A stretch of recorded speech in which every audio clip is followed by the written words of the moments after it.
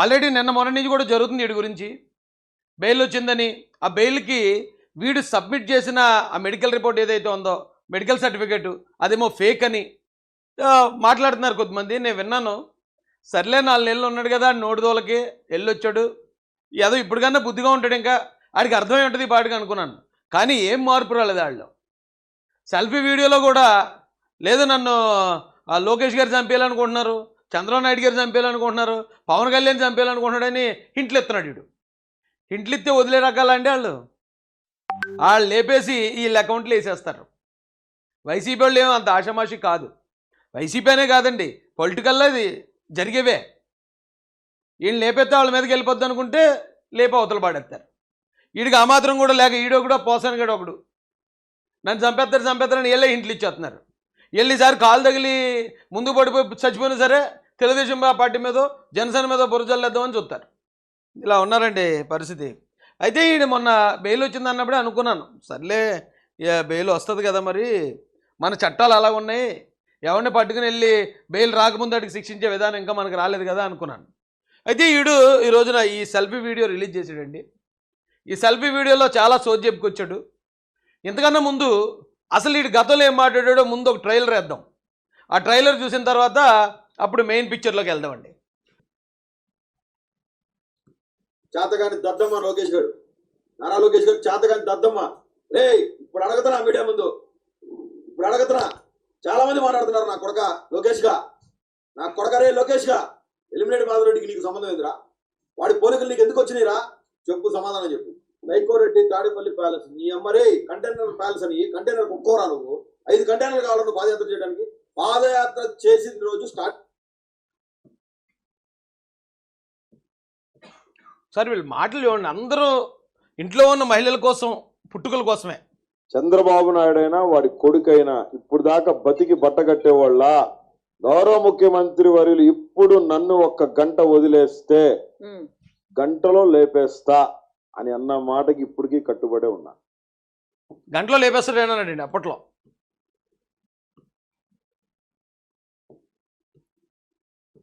లోకేష్ గారికి చెప్పా, నీకు కూడా చెప్తున్నా, నీ అమ్మ లంచా కొడక విను.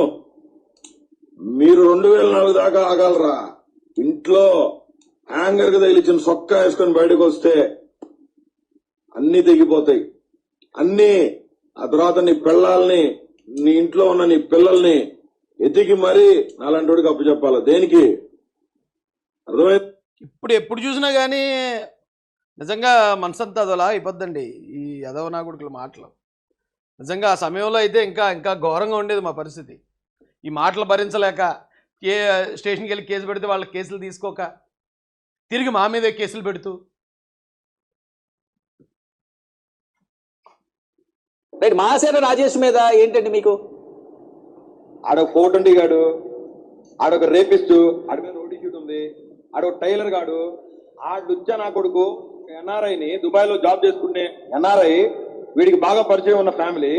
వీడు దుబాయ్ పోయిన తర్వాత భార్యని వీడు సెక్షువల్ హెరాస్మెంట్ చేసి లోపరుచుకొని ఆ అమ్మాయికి దొంగ భర్తని క్రియేట్ చేసి, దొంగ మొగుడిని క్రియేట్ చేసి ఆ అమ్మాయికి దొంగ పాస్పోర్ట్ తీసుకొని ఆ దొంగ మొగుడితో అమ్మాయిని ఒమానో దుబాయ్ పంపించడం జరిగింది. పవన్ కళ్యాణ్ గారు ముందే కళ్ళు తెచ్చుకోవడం జరిగింది. రాజకీయంగా 100 ఉంటాయి.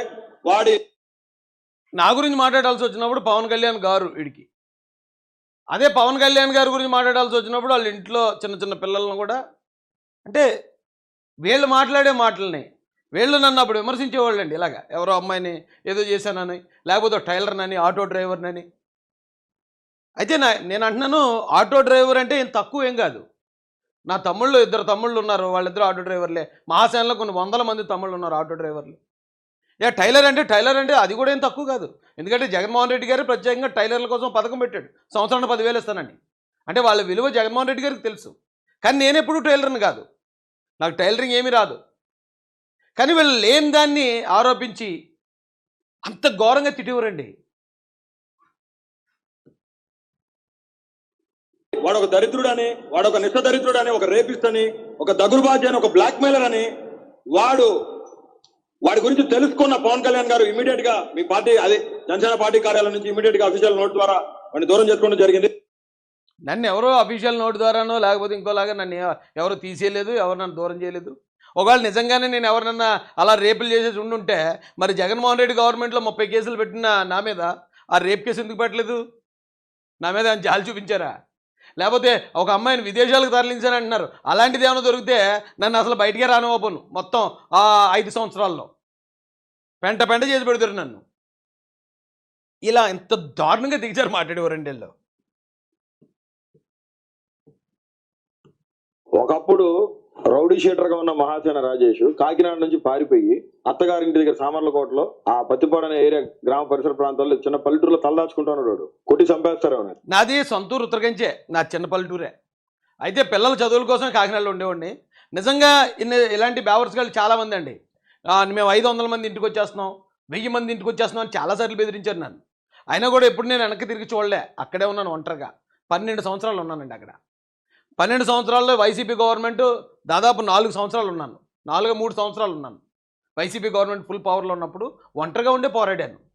వీడు అనేవాడు ఉత్తరకంచి వచ్చేస్తున్నాను, నీ సంగతి ఎటు తేల్చేస్తున్నాను. ఇప్పుడు ఎంతమంది వచ్చేస్తున్నారు, జీపులు వేసుకుని వచ్చేస్తున్నారు, దూసుకుంటూ వచ్చేస్తున్నారు, రకరకాలుగా బెదిరించేవాళ్ళండి నన్ను. అయితే నాకు ఎక్కడ బాధాకరం అనిపించిందంటే అండి, ఈ ఎదవలు చేసిన ఈ ఆరోపణలు ఏవైతే ఉన్నాయో, ఈ బోరుగడ్డ బొకడాగాడు పవన్ కళ్యాణ్ గారిని తిట్టాడు, లోకేష్ గారిని తిట్టాడు, చంద్రబాబు నాయుడు గారిని తిట్టారు, నన్ను కూడా తిట్టాడు. కానీ కొద్దిమంది అవకాశం వచ్చే సమయానికి ఇలాంటి వాళ్ళు మాటలనే మీరు ఆయుష్ అలాంటి వాడంట అన్నారు. అక్కడ బాధపడ్డానండి. నిజంగా నా మీద మొత్తం 30 కేసులు పెట్టాడు జగన్మోహన్ రెడ్డి.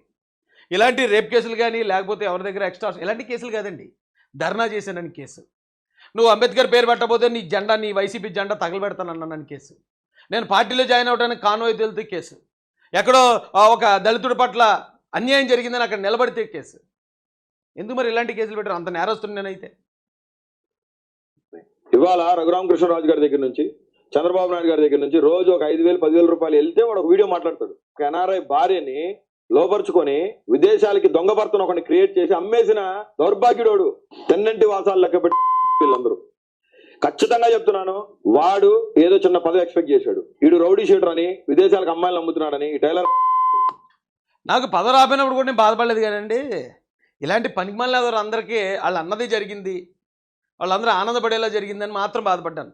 ఎందుకంటే ఎవడి మీద అయితే నేను పోరాడానో ఆడి ముందే ఓడిపోవాల్సి వచ్చింది, ఆడి ముందే అవమానపడాల్సి వచ్చింది. అందుకని బాధపడ్డాను తప్ప నేనేం జమీందారిని కాదు, మా తాత ముత్తాతలు ఎమ్మెల్యేలు ఎంపీలు కూడా కాదు. అంటే ఇది వీళ్ళ మాటలు అప్పట్లో. ఇప్పుడు వీడి చరిత్ర ఎలా ఉంది, వీడి మాట తీరు ఎలా మారింది చూద్దాం. అయితే నేను ఇంకోటి కూడా చెప్తానండి, జగన్మోహన్ రెడ్డి గారి హయాంలో ఇలాంటి అరెస్ట్ నన్ను కూడా చేశారు. కానీ నేను ఎప్పుడూ జగన్మోహన్ రెడ్డి గారిని కానీ, సజ్జల రెడ్డి గారిని కానీ, లేకపోతే మరో నాయకుడిని అమ్మనాబూతులు తిట్టడం కానీ, భార్యలను తిట్టడం కానీ, వాళ్ళ పుట్టుకల గురించి మాట్లాడడం కానీ ఎప్పుడూ చేయలేదు. కేవలం వేరే తప్పుడు కేసులు పెట్టారు. తప్పుడు కేసుల్లో విచిత్రంగా అరెస్ట్ చేశారండి నన్ను. ఒక కేసులో అరెస్ట్ చేసి పెద్దాపురం జైలుకి కోర్టుగా హాజరుపరిచేవారు.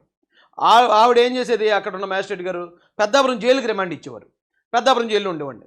ఇప్పుడు మన వాళ్ళు వెంటనే మరి బెయిల్ పిటిషన్ వేస్తారు కదా, బెయిల్ పిటిషన్ వేసిన వెంటనే ఆ బెయిల్ అక్కడ ఇంకా ఓకే అంటున్నారు అనగానే మరొక పీటీవారు అంటే ఇక సాలకోటలో కేసు ఉందండి అని వెళ్ళేవారు.